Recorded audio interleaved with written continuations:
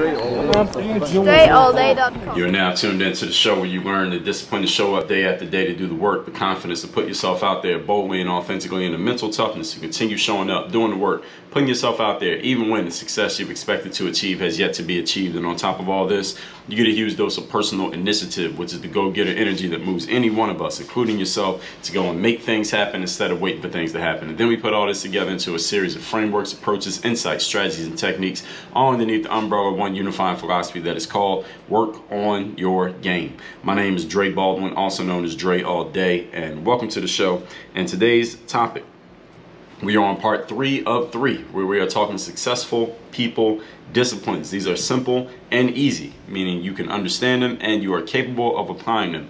Disciplines that all successful people follow, and you being a successful person, you need to check yourself and make sure you are staying on track and following these disciplines, because as they say, success leaves clues. There are certain things that in habits and executions, disciplines that successful people follow. You need to make sure that you are staying on track with the successful person, as a successful person that you are.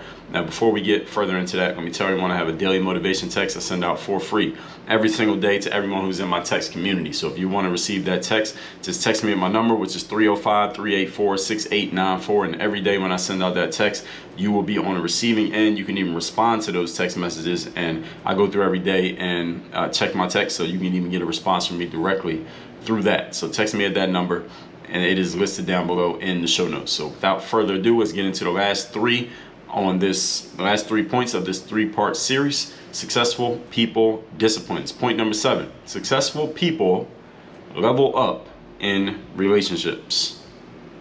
They level up. The key to this phrase is that phrase, leveling up, not just dealing with your peers. It's fine to deal with your peers. You probably have plenty of them. Those are people who are on a similar level as you, on a similar trajectory as you. Leveling up means identifying and associating yourself not only with your peers, of course, and also with people who may not be at your level yet, and they can be the people that you teach, but also you need to associate yourself with people who are playing the game at a higher level than you, at least in some particular areas. That's what leveling up means. Associating yourself with people who are playing the game better than you're playing the game. The same way that you have people who may associate with you and you're playing better than them, because you can be their teacher. You can teach them things that they otherwise didn't know. You need to be the student to the people who are playing the game at a higher level than you. I talked about this, and let me give you the episode where I laid this out. Episode 14-15. Competence of a teacher, humility of a student. This is where you have the competence to teach the people who are not at your level yet, and humility of a student to learn from the people who have already surpassed you. They're already at a level that is higher than you, and then you can exchange with the people who are at a similar level to you. So these are the 3 levels of people that you need to have associations with, but you shouldn't have too many of any one. You need a good mix of all 3. The reason why you want to have people who are not quite at your level yet, because teaching them, you get better at understanding what you know, because you had to explain it to other people. It makes me a lot better to understand what I know when I had to get on this microphone and teach it to you and explain it to you, because I had to say it. It's one thing if I think that I know something, another thing when I had to say it to another person and it comes out and it doesn't quite sound right. That's when you know you don't know it as well as you think you do. The highest level of knowledge is when you can teach it to another person. The people who are on your level, you want to associate with them because they can be your eyes and ears to let you know what's going on that you otherwise might not notice, and y'all can swap notes. They're doing something, you're doing something. You can tell them what's working for you, they can tell you what's working for them, and since y'all are on similar levels, you can each equally apply those things. And then the people who are above you, that's when you need to shut up and have the humility of a student and learn from someone who has already seen what you haven't seen yet. So this is what it means to level up in relationships. You need to have these people around you, and the challenge with the people that you're leveling up with, as opposed to your peers and the people who are not at your level yet, is that you have to figure out what you can offer them that is of value. Since you're at a level that they've already seen, you can't just offer information and knowledge, because they already got your information and knowledge. Everything that you know and everything you think is valuable to other people is not really valuable to them, because they've seen it already. They already know what you know. So this is where you have to figure out, how can you offer them something that they want? And this requires you doing your homework. All right, and that was the episode. I referred to this episode a lot. Episode 1925. Do your homework. Find out what those people want. so that they are willing to offer what they have to you, because you can give them something that they want, which is probably different than what you offer to people who are not at your level yet. You understand? So what they need and what you need are two completely different things because of the different spaces that you occupy. So the question is, what do you have to offer in a relationship? What do you have to offer to people who are not quite at your level? What do you have to offer people who are at your level? And what do you have to offer to people who are above your level? What can you offer? And the answer is, you need to find out what those people are interested in. You want to get anyone interested in you, find out what they're interested in, give them that, and they'll be interested in you. That's how it works.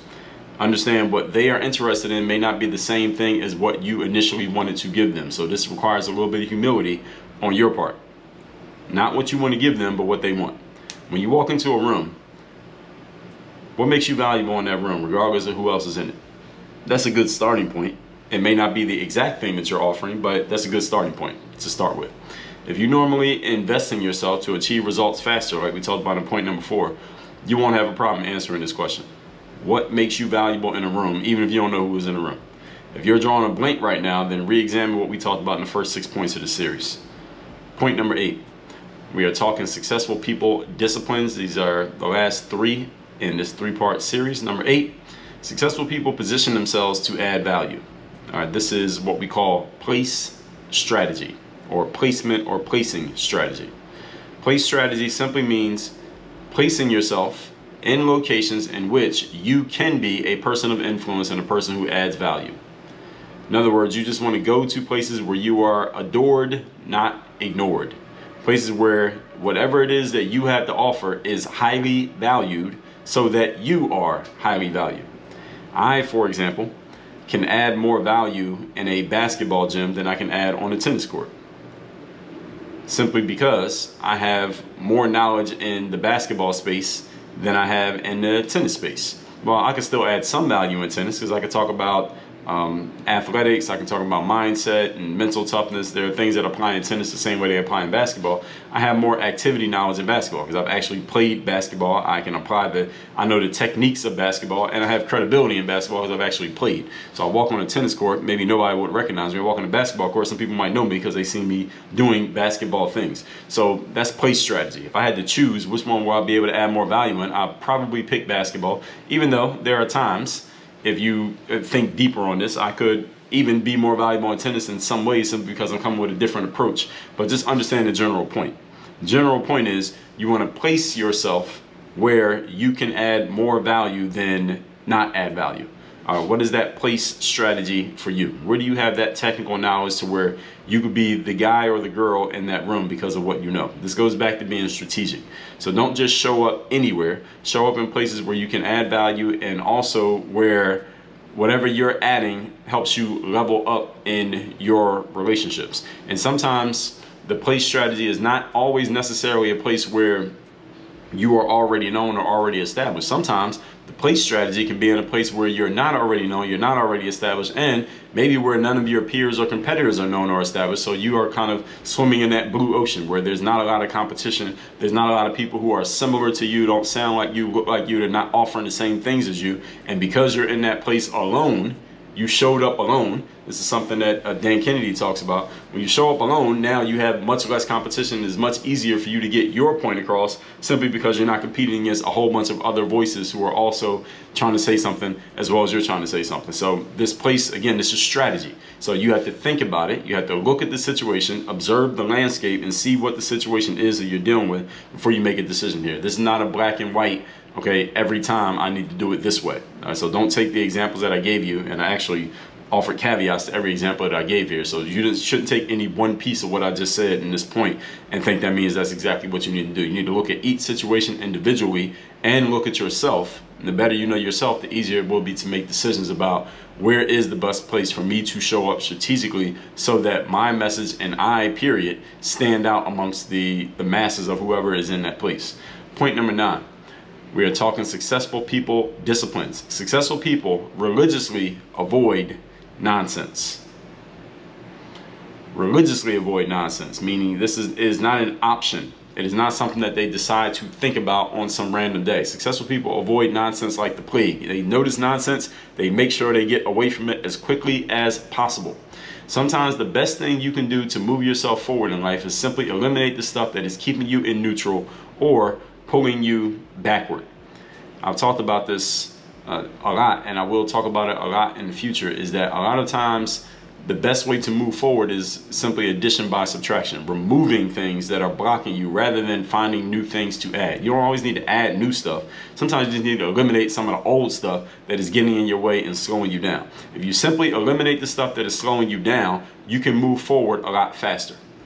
It's just simply releasing the emergency brakes, like releasing the emergency brake when your car is in drive. You got the emergency brake on, you press on the gas hard enough, you got the manual emergency brake, that is, you can press on that gas and the car will move forward, but it's going to lurch forward really slowly. You remove the emergency brake, you don't even have to press the gas, you just put the car in drive, the car is going to move forward even faster than it did when you were pressing on the gas with the emergency brake on, simply because you don't have any friction slowing the car down from moving forward. This is what a lot of you need to do. And when it comes to a successful people discipline, just remove the nonsense. Get the nonsense out of the way. All of a sudden, you're cruising and moving faster than you were even when you were pressing on the gas pedal. Get away from people, energy, and habits that are not helping you to achieve success and advance faster. Whatever is in your way of fast success or moving forward faster, you have to eliminate them. And as soon as you notice it, they got to go. This is, again, going to that inertia.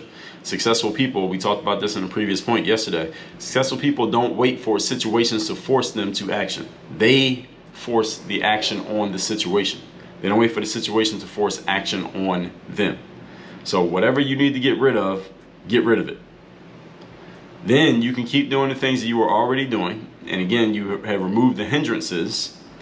And now you've executed addition by subtraction, like we just talked about. So in our interconnected, constantly distracted world, many of us simply do not have the resources to keep adding things. Right? You don't have the time, the attention, the focus, the energy, maybe even the money to keep adding new stuff on. I need to do this now. Now I got to do this. Now I got to do this. Now I got to do this. No, you don't need to do all that. Sometimes you just need to delete some stuff. You don't have to give more time, more space, more energy that is already limited to keep adding stuff to what you already have going on. Do the opposite of what most people do. Most people are always talking about how they can't advance and they can't succeed and they can't move forward because they don't have the resources to add. I don't have more time. I don't have more money. I don't have more energy. I don't have more attention. I don't have more focus. Don't people say that all the time? Some of you have even said it yourselves. Be honest. That's what most people think. So here's how you do the opposite of that. Figure out what you can delete. Instead of looking at what you need to add, figure out what you can get rid of, eliminate, and now you created more space for yourself. Simple as that. Remember that you have limitations. There's only a certain amount of time we all get in life, a certain amount of time we have on the calendar, and there's only a certain amount of time we have in a day. So don't try to pack it in by adding more things all the time. Sometimes if you delete stuff, now you create some breathing room, and now you can focus more on the high ROI stuff that's actually working for you, and there, you create success for yourself. That's how you create more space and success. So with that said, let's recap.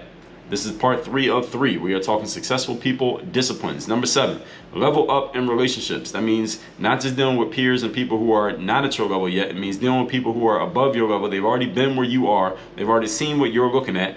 And what can you offer to them that would make you valuable to them? It's probably not going to be the same thing you will offer to the other two groups, but you need to be strategic and think about what that is, because the better you can do that, the better you can level up. And when you level up and start dealing with people who are at a higher level than you, all of a sudden, through the law of association, you are that higher level person simply because you're associating with higher level people.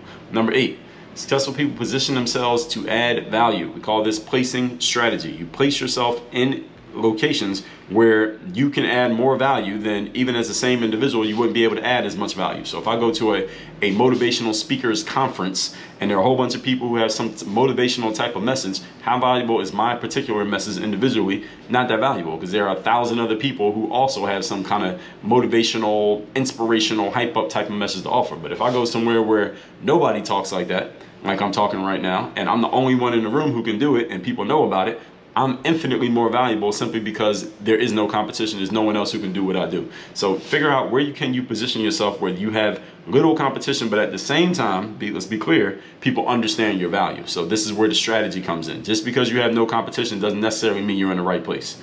All right, make sure I'm adding that caveat. Number 9, successful people religiously avoid nonsense. Sometimes the best thing you can do to move yourself forward in life is simply eliminate the things that are keeping you in neutral and or pulling you backward.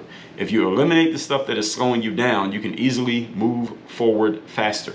It's just like releasing the emergency brake while you're in a car. Again, you don't have to press the gas. The car will move forward a lot faster than it did even when you were pressing the gas when the brake was engaged. So sometimes, many times, we don't have the time, space, or energy to keep adding stuff to our lives. So instead of doing that, do the opposite of what most people do and start looking for ways to eliminate. What can you delete and get rid of? That immediately creates space for you. So all that said, we got a 3-part series here of Successful People Disciplines, 9 parts. Make sure you are checking yourself on all 9 of those. And here's what you do next. First of all, text me so you're getting my daily motivation text for free every day to your phone. My number is 305-384-6894. And secondly, to get access to my full Work on Your Game system, get 4 weeks of live direct coaching from me so you can apply this system to your business and life and make sure you're doing it right and make sure that it's actually working. Go to workonyourgameuniversity.com. Work on your game. Dre all day.